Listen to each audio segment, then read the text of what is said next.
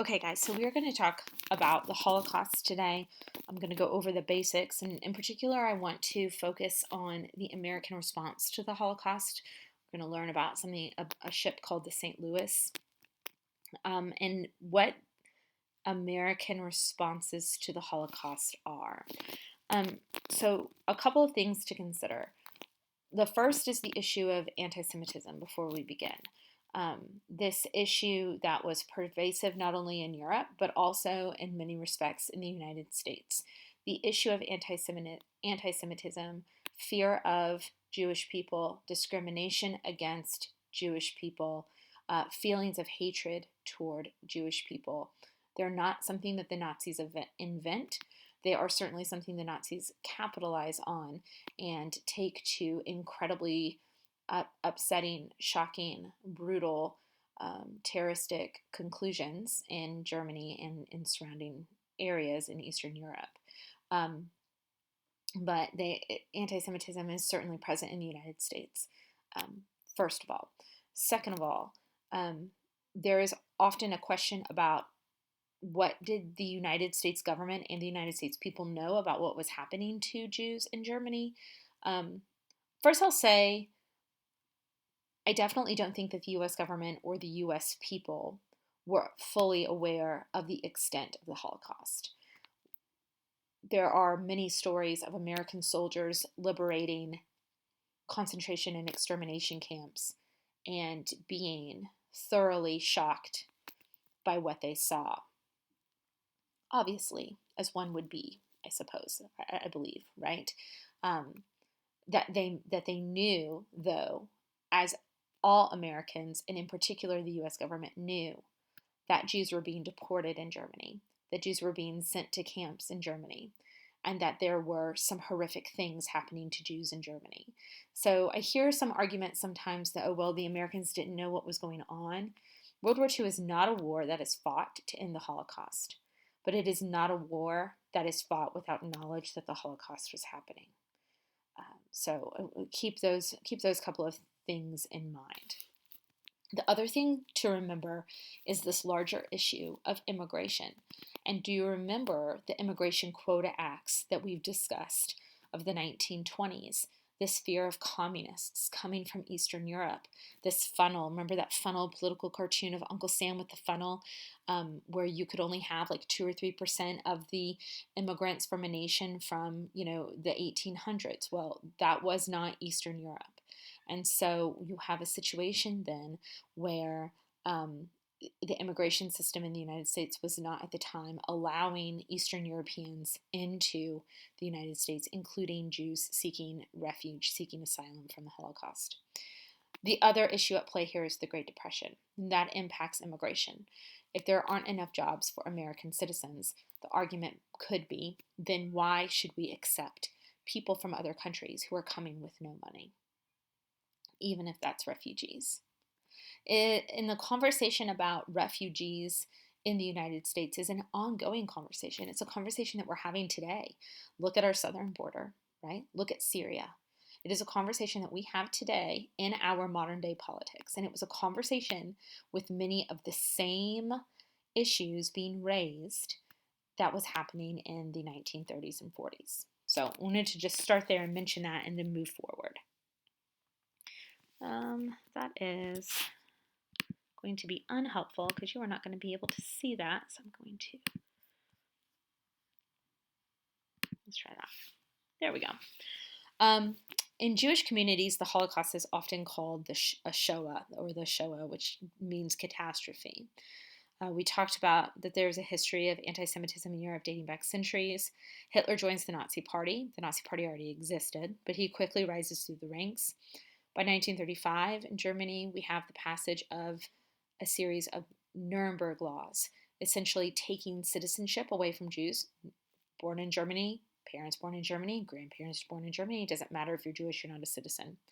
You can't marry someone who's not Jewish, and if you are, your marriage is void. Public positions, you could not hold public positions if you were Jewish. Own certain types of property. You had to change your name on your passports. You had to add Sarah or Jacob. You have the Kristallnacht, which is the night of broken glass. Hitler will use the actions of a man named Herschel Greenspan. He's a teenager in France who hears that his parents have been deported and are stuck in this um, wooded region of Poland. And so he will assassinate a German official in France. And Hitler uses that as an excuse to instigate the Kristallnacht. And it is a night where Nazis smash the shop windows of Jewish businesses, and many Jews are beaten and sent to concentration camps.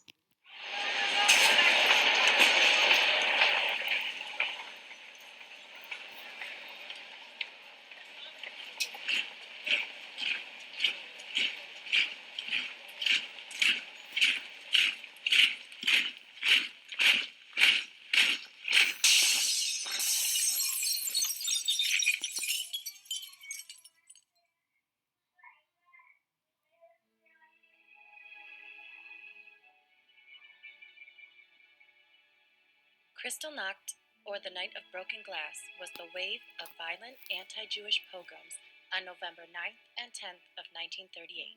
It took place throughout Germany, annexed Austria, and in areas of Czechoslovakia recently occupied by German troops. Kristallnacht owes its name to the shards of shattered glass from the windows of synagogues, homes, and Jewish-owned businesses that lined German streets in the wake of the pogrom.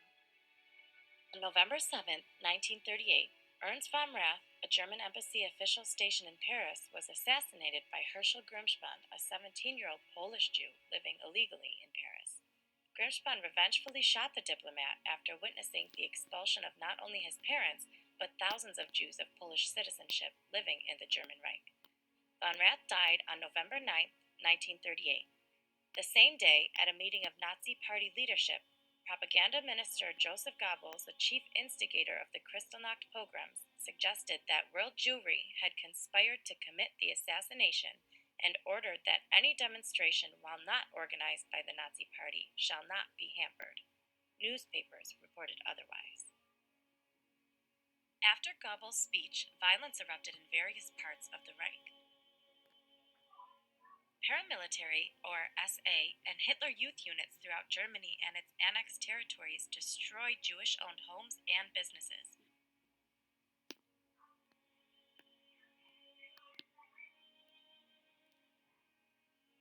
Jewish artifacts were confiscated, and many young, healthy Jewish men were arrested and filled local jails.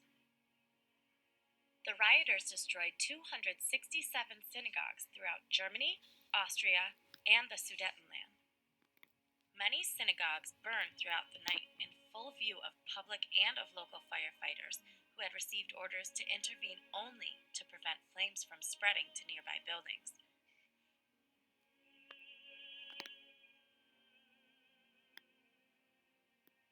SA and Hitler Youth members shattered shop windows of an estimated 7,500 Jewish-owned commercial establishments and looted their wares. Jewish cemeteries became a particular object of desecration in many regions. Mobs of SA men roamed the streets, attacking Jews in their houses and forcing Jews they encountered to perform acts of public humiliation. Kristallnacht claimed the lives of at least 91 Jews.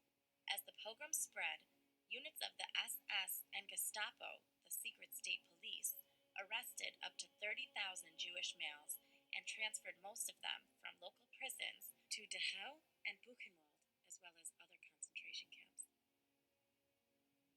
In the immediate aftermath of the pogrom, measures were introduced to eliminate Jews and perceived Jewish influence from the German economic sphere.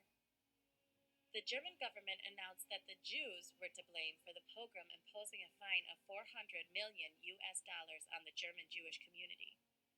German education officials expelled Jewish children still attending German schools.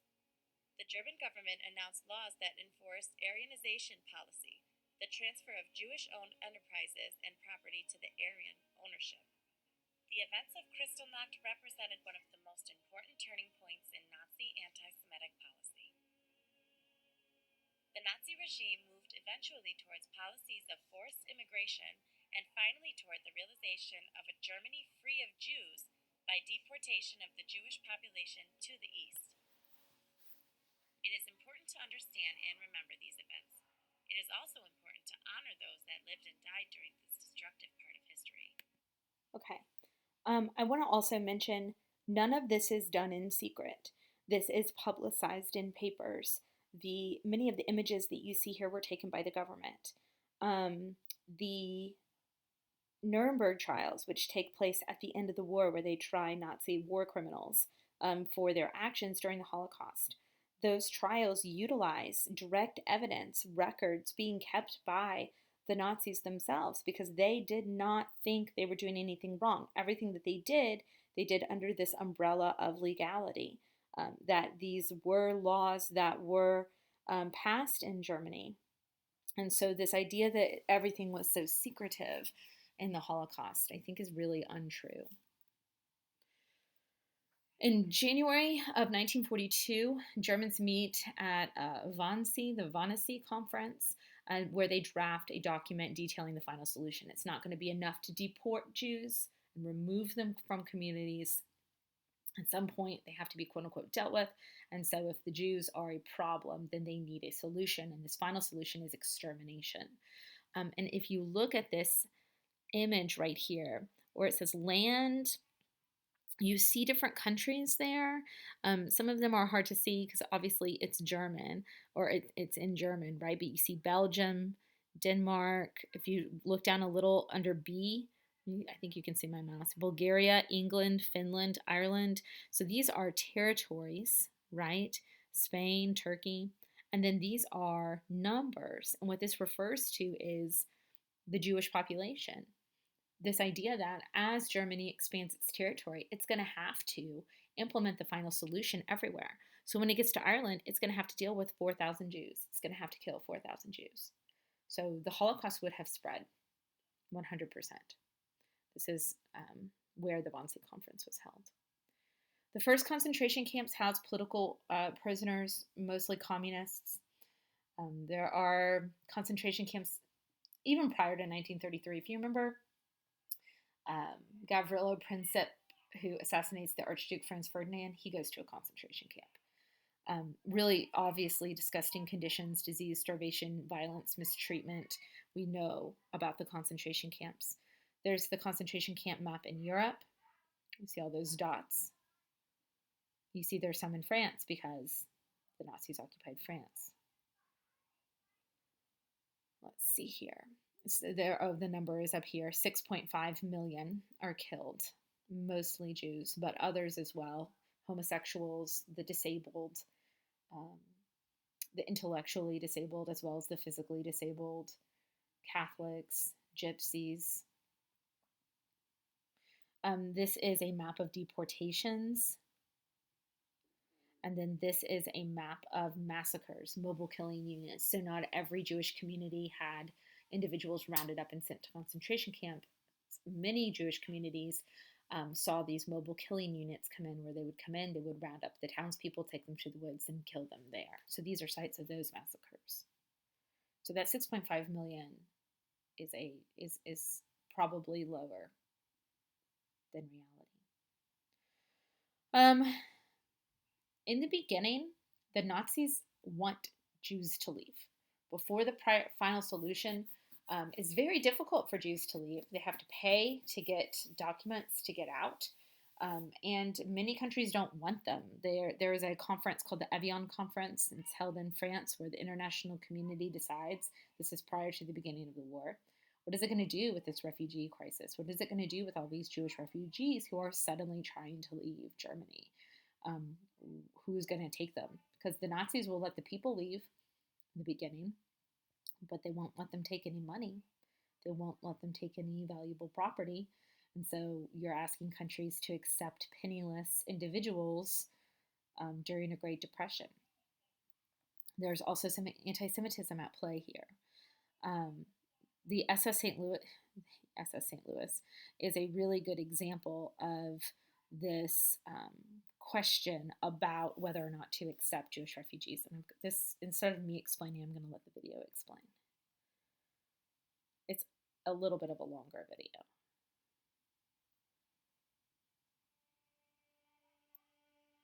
The history of the Holocaust raises challenging questions about our responsibility as a nation to offer refuge and rescue to persecuted people from beyond our borders.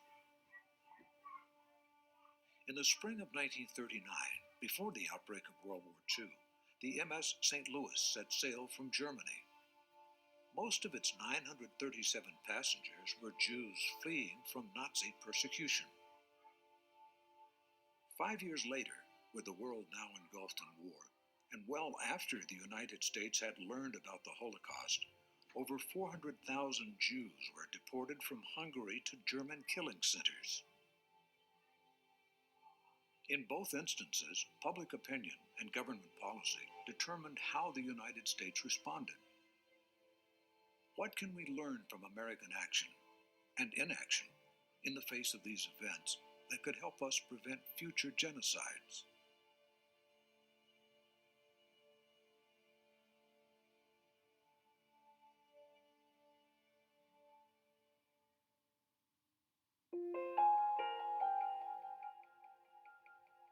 On November 9, 1938, the Nazi Party engaged in a campaign of violence against Jews throughout Germany and Austria, an event that became known as Kristallnacht, Night of Broken Glass. Kristallnacht started for us early in the morning. My uncle wanted to close the shutters, leaving the outside world outside. And my grandmother said to him, "Stop that. It's too late. That's not going to protect us." After 5 years of Nazi rule, hundreds of thousands of Jews were desperate to escape. The problem was, few countries were willing to take in more refugees. Many looked to the United States, but did not yet have immigrant visas. Some hoped that Cuba might offer temporary refuge until their U.S. visas came through. This set the stage for the voyage of the St. Louis. On May 13, 1939, the St. Louis left Hamburg to go to Cuba, and on board were 937 passengers. The vast majority of these were Jews. This was the beginning of something new, something good. But when they arrived in Havana Harbor, those dreams were kind of shattered. The Cuban government reversed its policy, invalidating most of the passengers' landing certificates. Only those with valid immigration visas could disembark in Havana. The American Jewish Joint Distribution Committee sent a delegate to Cuba, but the negotiations fell apart, and the St. Louis had to leave Cuban waters. The captain decided that they were going to sail to the United States. They were America-bound anyway, so it was believed that there would be some flexibility. They sent telegrams to government officials, to President Roosevelt, and to the State Department asking for entry.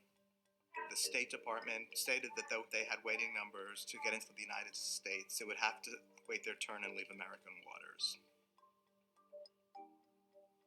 By 1938, 1939, public opinion is clearly against Nazi Germany. But that doesn't translate into a willingness to bring in refugees. Even confronted with specific lives right off the coast of Miami Beach, American public opinion was so against increasing the immigration quota. Immigrants coming to the United States that might represent a competition for jobs. Bad economic times fueled xenophobia and also fueled anti-Semitism. So the St. Louis left American shores on June 7, 1939. Fortunately, With the intervention, again, of the American Jewish Joint Distribution Committee, a deal was brokered with 4 Western European countries to take in the passengers: Belgium, Holland, France, and England. This was kind of celebrated that these refugees had finally found homes. It's what nobody knew at that time, is that Europe would be engulfed in war just a few months afterwards.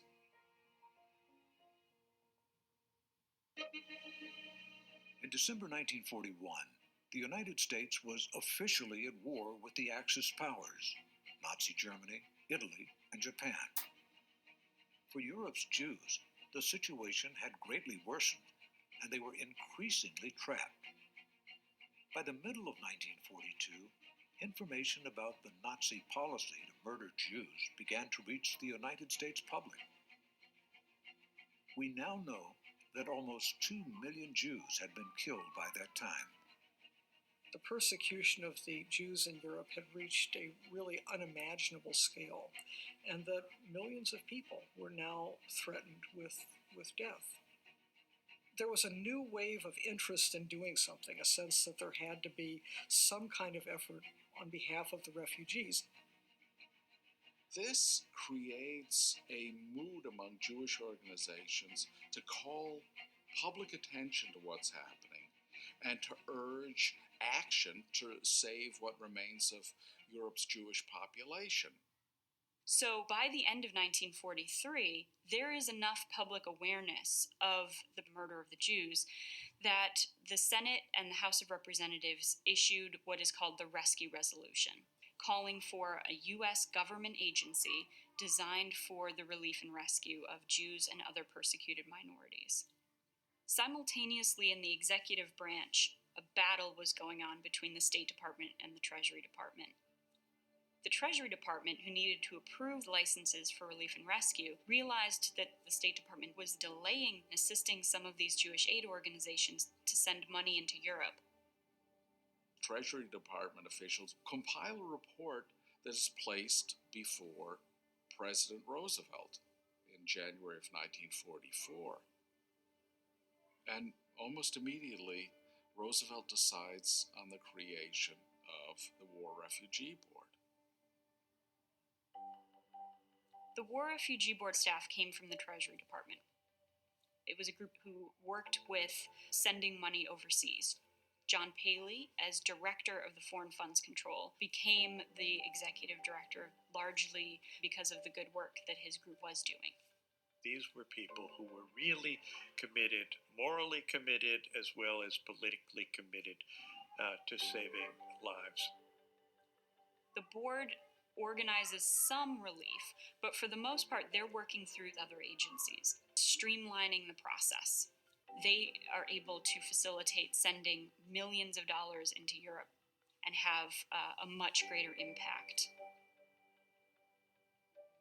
Still, the War Refugee Board confronted a daunting task.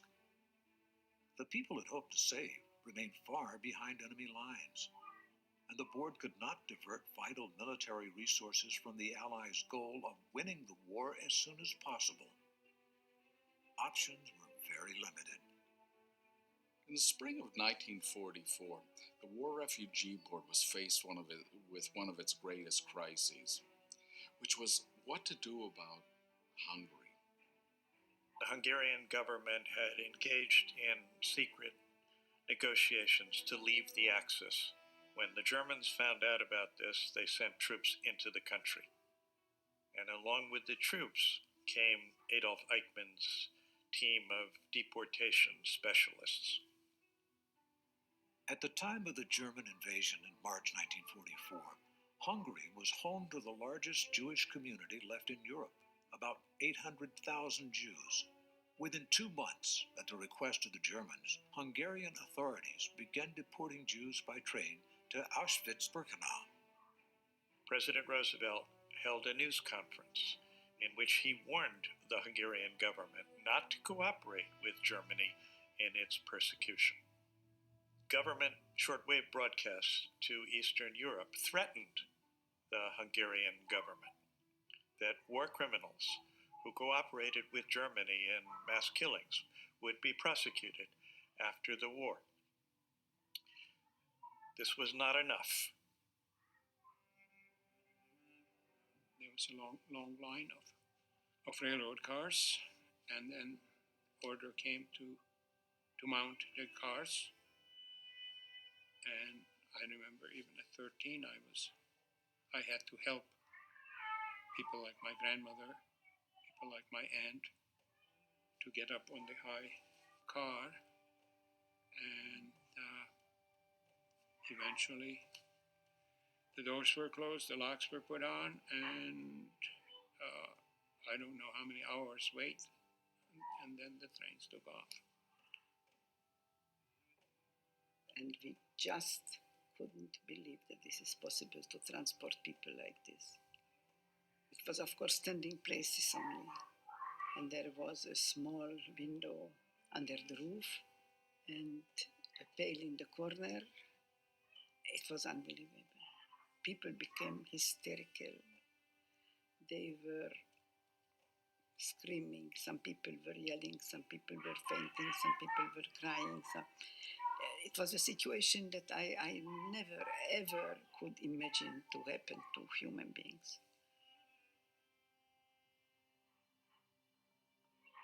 On July 7th, 1944, the Hungarian ruler announced his order to halt the deportations to Auschwitz. A variety of outside pressures, including a U.S. bombing of Budapest on July 2nd, 1944, influenced his decision.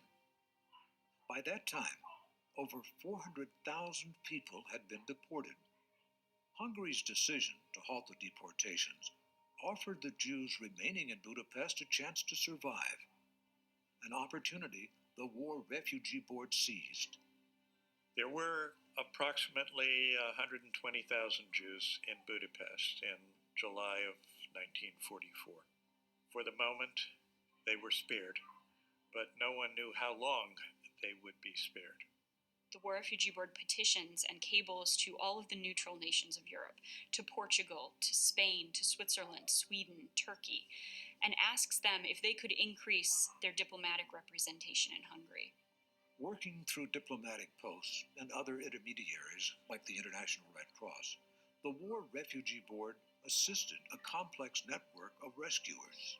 They employed an array of tactics, from false passports and citizenship papers to safe houses and clandestine escapes. These measures enabled tens of thousands of Jews in Budapest to survive. Unfortunately, by July 1944, over 300,000 Hungarian Jews had already lost their lives.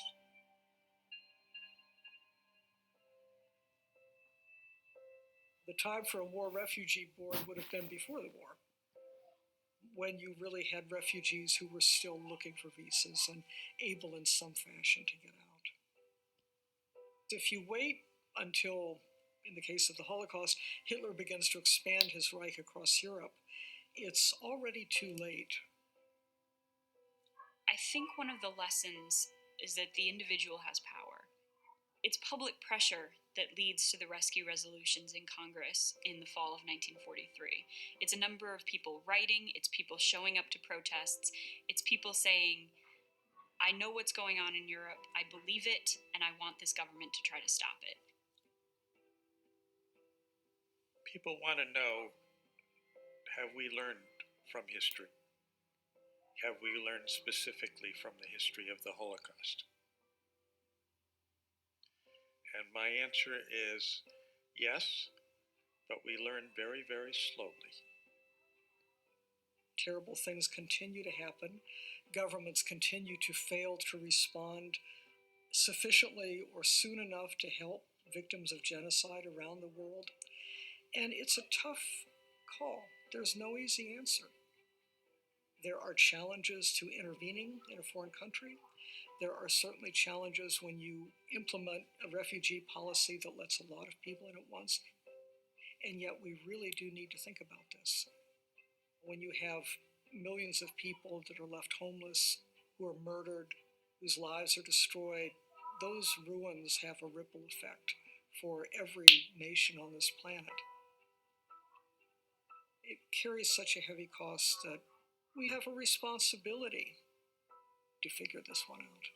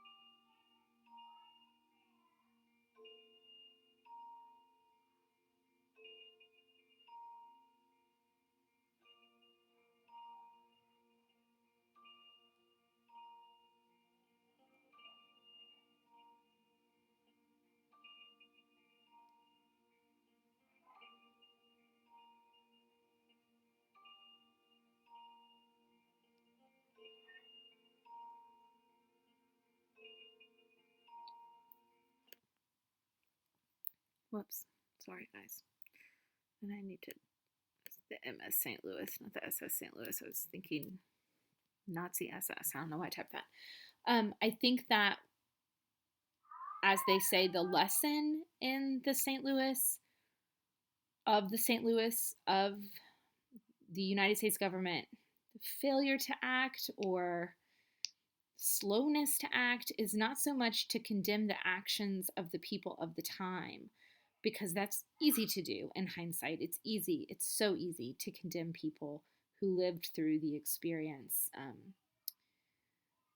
but to take the lessons of the past forward with us into the future, to try to understand, for the purposes of APUSH, like if we get back to that, to understand what the Red Scare did to, immigration fears, what these immigration quota acts do, what the Great Depression means, and how all that impacts our decision whether or not to accept refugees. But then just like as people, right? Because we are all people. What lessons do we carry forward with us in how we consume news, and how we look at refugee crises around the world, and how we understand our role as a country, and our role as individuals in the international community and the human community. So I'll leave it there, but if you've got questions about anything related to any of this, just reach out and let me know.